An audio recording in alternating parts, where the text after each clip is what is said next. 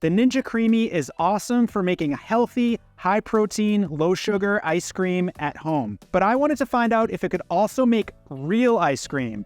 And not just any ice cream, but award-winning ice cream. As luck would have it, Mike Schaffino, my best friend of 30 years, happens to be the owner of Holy Cow Ice Cream Cafe, an award-winning shop with 4 locations in Massachusetts. Holy Cow is known for its unique flavors, huge chunky mix-ins, and ultra creamy texture. They've won a ton of awards, but their biggest win came in 2022 when they took home the North American Ice Cream Association Flavor of the Year trophy. The flavor that won is called Ritzy AF, which is short for Ritzy and Fun. When I told Mike about my idea to test the Ninja Creami versus his award-winning ice cream, he said, "Come on down to my production facility, I'll show you how we make it, and I'll give you the ingredients to make it yourself." When I got there, I felt like a kid in a candy shop. There was caramel, sugar, cookies, and a ton of ice cream. And his machines are much, much bigger than the Ninja Creami. I got a look behind the scenes at how their famous Ritzy AF ice cream is made. The salty, buttery base goes into the machine, followed by their house-made Ritz cracker toffee bark made with crackers,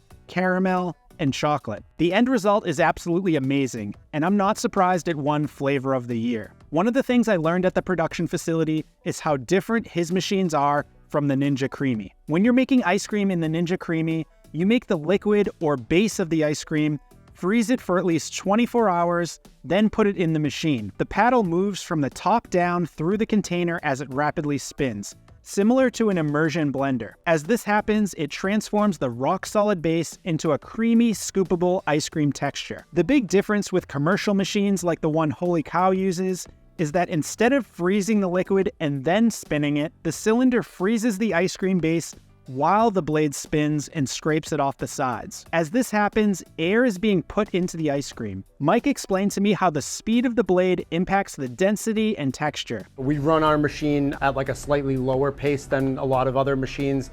So we try to not pump as much air into the ice cream. That makes it denser. In the industry, it's called overrun. Overrun is essentially a fancy ice cream word for air. We like to keep our overrun somewhere around like 50%, whereas there's other companies and types of ice cream that are a lot lighter that have closer to 100% overrun. Once the ice cream is done spinning, it comes out of the machine at a soft serve consistency. It's then immediately put into a blast freezer at minus 50 degrees Fahrenheit. I learned that freezing the ice cream quickly is another key step to achieving a rich and creamy texture. The reason that we want to freeze the product down at the coldest temperature possible in the shortest amount of time is so we can minimize the size of the ice crystals, which will ultimately give us the creamiest consistency possible. So how much of a difference do Holy Cow's processes and machines make? Could we just put the same ingredients in the Ninja Creami and get the same results? To find out, Mike sent me home with several containers of his Ritzy AF and cookie dough base and his homemade mix-ins. I also took home some of his final product so I could do a side-by-side taste test. When I got home, I poured the 2 Holy Cow bases into Ninja Creami pints and put them in the freezer. I also made my own cookie dough ice cream base from scratch using a recipe from Ninja's website. I did this to see how an ice cream recipe designed specifically for the Ninja Creami compares to ice cream made by the pros using commercial freezers. Ninja recommends freezing the pints for at least 24 hours, but I left them in the freezer for 5 days to make sure they were completely solid. When I took them out, they were hard, frozen, and ready to go. First, I put the Ritzy AF base into the Ninja Creami outer bowl and loaded it into the machine. I selected the ice cream setting and turned it on. I spun it for about 2 minutes, and when I took it out, the consistency was silky but very loose. In the past, when I've made healthier recipes with fruit, protein powder, and yogurt, I needed to re-spin it in the Ninja Creami at least once to get a smooth texture. And even after 2 spins, the consistency was a lot harder than what I got with the real ice cream base. I tried to dig a hole in the middle to add the mix-ins like you're supposed to, but the ice cream was too loose, so I had to just pour them in and push them down. I could have just stirred the mix-ins with a spoon and been done with it, but I wanted to use the Ninja Creami as intended. So I loaded it back in and pressed the mix-in setting. When it came out, it was even looser and more melted. Here's what the Ninja Creami Ritzy AF ice cream looks like compared to the real thing. All right, so now it's time for a taste test. I've got the Holy Cow Ritzy AF ice cream, and I've got the Ninja Creami Ritzy AF ice cream.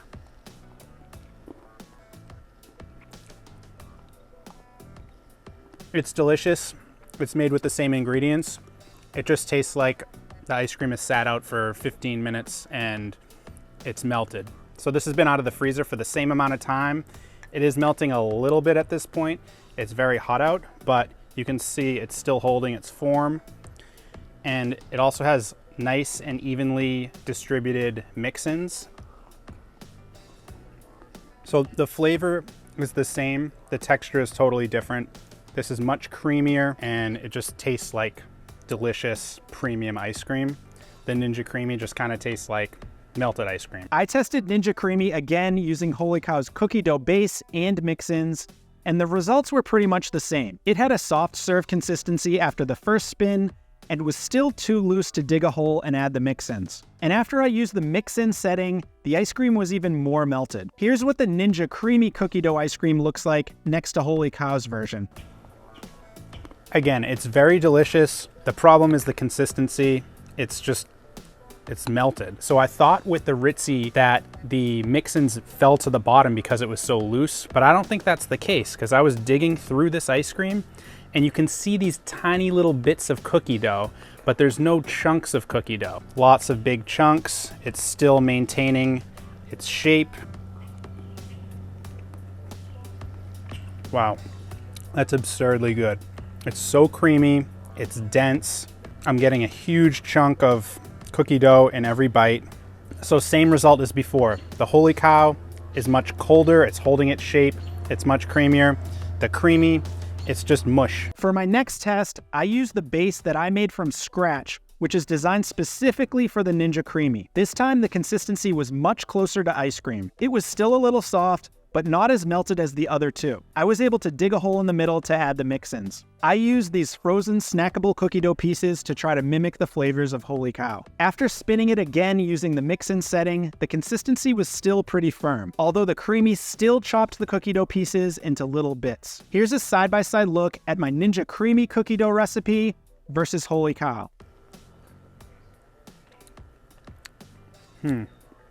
Okay.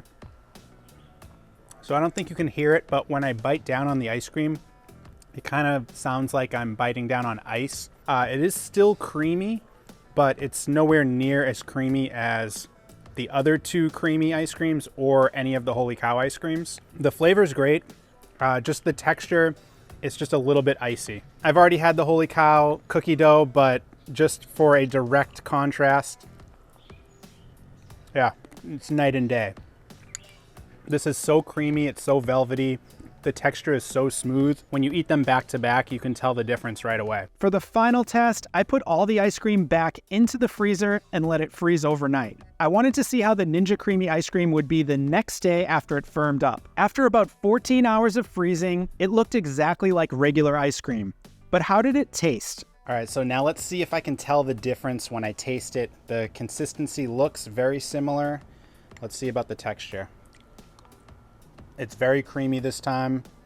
It tastes like regular ice cream, I have to say. I gotta try the Holy Cow ice cream again just to do a back-to-back comparison. Still a little bit silkier, a little bit creamier, but very, very close. Almost the same. This is the Ninja Creami cookie dough recipe that I made from scratch. It's very good. It has much more form than yesterday when I tried it without freezing it, but I still taste the little icy crystals when I bite down on it.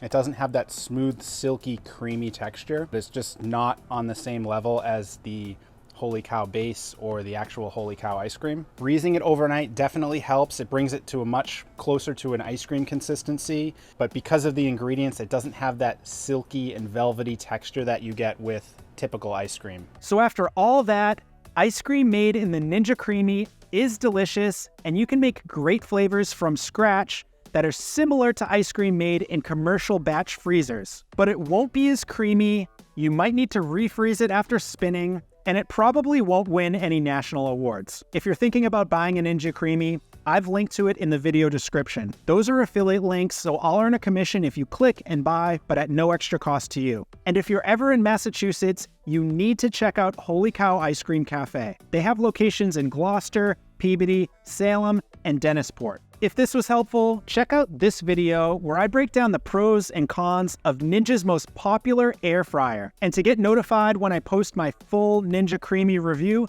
click the logo to subscribe to the channel. Thanks for watching. We'll see you in the next video.